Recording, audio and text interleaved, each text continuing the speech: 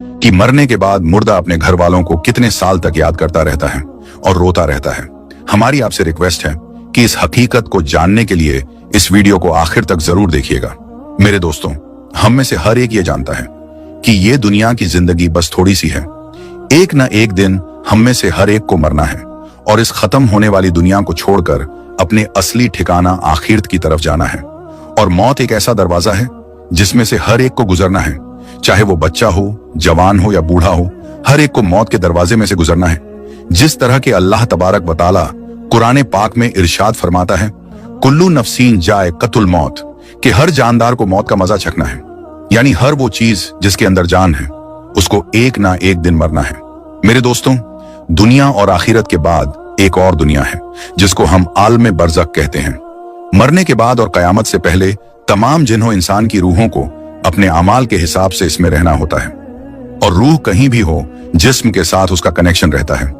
कब्र पर आने वालों को वो पहचानती है, और ये कहना कि फलां की रूह फलां के अंदर चली गई या इसने दोबारा जन्म लिया, ये अकीदा कुरानो सुन्नत के खिलाफ है। हदीस शरीफ में आता है कि जब मुसलमान मरता है तो उसके रास्ते खोल दिए जाते हैं कि जहां चाहे वो चला जाए।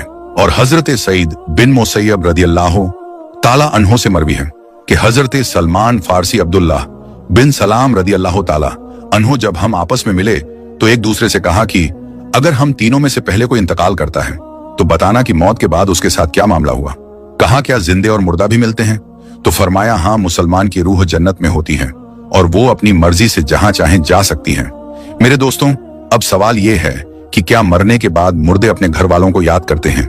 जब किसी इंसान का इंतकाल होता है तो मरने वाले शख्स को यह मालूम होता है कि हम इस दुनिया से इंतकाल होकर आलम बरज़ख में आ गए हैं, और उसको ये सारी चीजें याद होती हैं कि हमारा घर है, मकान है, रिश्तेदार हैं, और हमारे बहन भाई भी हैं, और हमारी एक फैमिली है।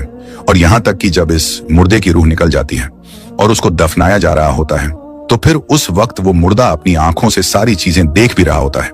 यानी कि उसकी रूह तमाम चीजों को देख रही होती है, और उसको पता होता है कि अब हमें कफन पहनाया जा रहा है और अब हमारे जनाजे को उठाया जा रहा है। लिहाजा नेक बंदे के जनाजे को लोग उठाते हैं तो वो कहता है, ऐ लोगों, जल्दी मुझे लेकर कब्रिस्तान की तरफ चलो और बहुत जल्द मुझे मेरे असली ठिकाने यानी कब्र के अंदर पहुंचा दो। क्योंकि उसको मौत पर ही पता चल जाता है कि उसके साथ आगे क्या होने वाला है। यानी आगे आने वाली जो मंजिलें हैं वो अच्छे हैं या मुश्किल हैं, सख्त हैं या आसान, उसको पहले से पता चल जाता है। क्योंकि रूह निकलते वक्त की जो तकलीफ होती है उसी से मरने वाले को यह अंदाजा हो जाता है, और उसको यह मालूम हो जाता है कि उसका आगे क्या अंजाम होने वाला है। इसी वजह से जो मोमिन बंदा होता है वो कहता है, मुझे जल्दी लेकर चलो और मुझे कब्र के अंदर उतार दो और मेरे असली ठिकाने तक मुझे पहुंचा दो।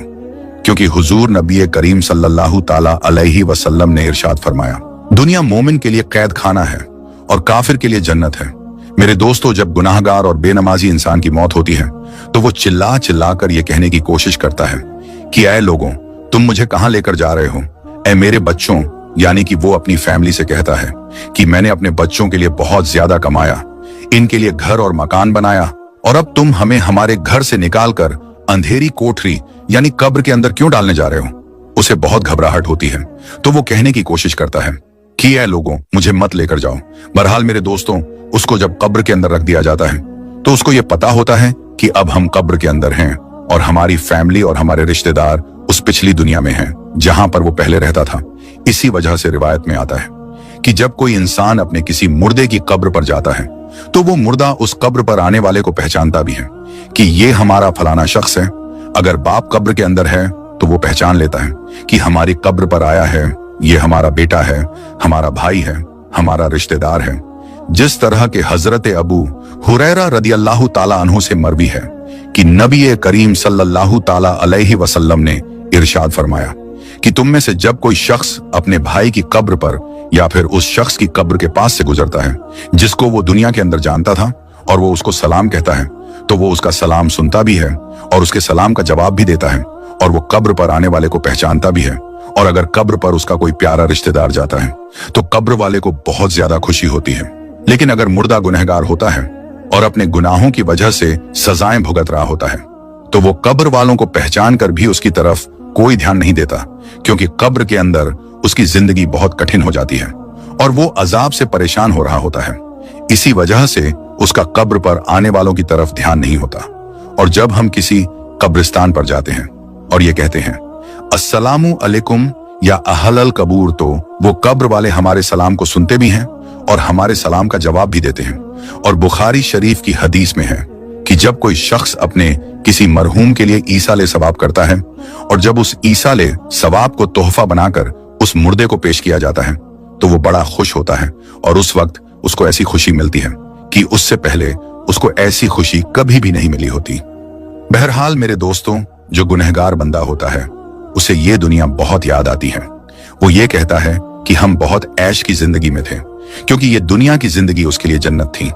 उसको कब्र के अंदर अजाब हो रहा होता है, इसी वजह से वो अपनी दुनिया की जिंदगी को याद करता है, क्योंकि दुनिया की जिंदगी के अंदर उसको सुख था और दुनिया की जिंदगी के अंदर वो इस तरह के अजाब में गिरफ्तार नहीं था। इसी वजह से गुनाहगार शख्स दुनिया की जिंदगी को याद करता रहता है और अपने घर वालों को याद करता रहता है। इसी वजह से इस्लाम में मरने वालों के लिए ईसाले सवाब करने को कहा गया है, क्योंकि ईसाले सवाब करने से जो गुनहगार होते हैं उनके गुनाहों की बख्शीश होती है और जो नेकोकार होते हैं उनके दर्जे बुलंद होते हैं। लिहाजा हमें हर हाल में अपने मरने वालों को याद रखना चाहिए और उनके लिए ईसाले सवाब करते रहना चाहिए। और हमें चाहिए कि जब हम तौबा व इस्तगफार करें तो हम सिर्फ अपने लिए ही ना करें, बल्कि अपने तमाम रिश्तेदारों और मोमिनों के लिए भी करें। और मेरे दोस्तों, जो नेक बंदा होता है वो दुनिया की जिंदगी को याद नहीं करता, क्योंकि दुनिया की जिंदगी उसके लिए कैद खाना थी और उसके लिए कब्र की जिंदगी यानी कि आलमे बरज़ख की जिंदगी जन्नत होती है, क्योंकि उसके लिए कब्र में जन्नत का बिछौना बिछा दिया जाता है और उसको जन्नती कपड़े पहना दिए जाते हैं और उसकी कब्र को जन्नत के बागों में से एक बाग बना दिया जाता है और उसके कब्र में जन्नत की खिड़की खोल दी जाती है, जिससे जन्नत की खुशबुएं कब्र के अंदर उसको महसूस होती हैं और नेक बंदा बड़ी ही राहतों और सुकून में होता है।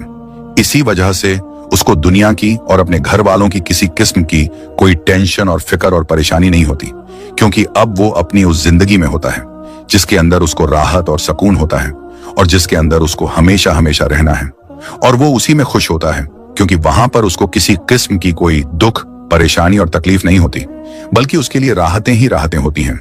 और जो गुनहगार बंदा होता है उसको ये दुनिया बहुत याद आती है और वो कब्र के अजाबों से बहुत परेशान होता है। बहरहाल मेरे दोस्तों, जो असल चीज है वो अमल है। जिस तरह के अल्लामा इकबाल कहते हैं कि अमल से बनती है जिंदगी, जन्नत भी और जहन्नम भी। ये खाकी अपनी फितरत में न नूरी है न नारी, अमल पर ये सारी चीजें हैं। अगर इंसान के अमाल अच्छे हैं तो मौत से अच्छा कोई मैसेज नहीं, और अगर इंसान के अमाल खराब हैं तो मौत से बुरा उसके लिए कोई मैसेज नहीं। इसी वजह से अल्लाह तबारक व तआला कुरान पाक में यूं इरशाद फरमाता है, तर्जुमा तुम अपने रब से गिड़गिड़ाकर और आहिस्ता दोनों तरीकों से दुआ किया करो, बेशक वो हद से बढ़ने वालों को पसंद नहीं करता। और नमाज जनाजा के हवाले से हुजूर नबी करीम सल्लल्लाहु ताला अलैहि वसल्लम का इरशाद है, जो किसी मैयत की नमाज जनाजा 40 मोमिन पढ़े हैं तो अल्लाह तबारक व तआला उस मैयत के लिए उनकी दुआओं को जरूर कबूल फरमाता है। दूसरी रिवायत में है कि आप सल्लल्लाहु ताला अलैहि वसल्लम का इरशाद है, जिस मैयत की नमाजे जनाजा 100 मुसलमान पढ़े और उसके लिए दुआ करें तो उनकी दुआ अल्लाह ताला कबूल फरमाता है। और इमाम इब्ने कय्यिम रहमतुल्लाह अलैह इरशाद फरमाते हैं कि नमाज जनाजा का मकसद मैयत के लिए दुआ करना है, लिहाजा कब्र के पास खड़े होकर मैयत के लिए मगफिरत की दुआ करनी चाहिए।